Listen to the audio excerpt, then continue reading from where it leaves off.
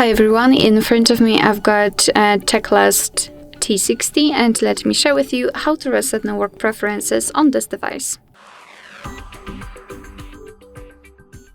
So let's start with opening the settings, and here in this left section scroll down to the very bottom to find the system. Then let's tap on reset options, and here you can either choose mobile network settings or Bluetooth and Wi-Fi.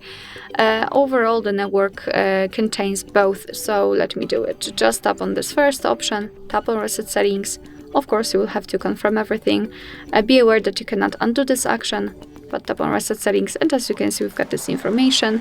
The same situation with Bluetooth and Wi-Fi, just tap on it, tap on reset, and as you can see the Bluetooth and Wi-Fi have been reset successfully. Alright, so that will be all. Thank you so much for watching. I hope that this video was helpful, and if it was, please hit the subscribe button and leave the thumbs up.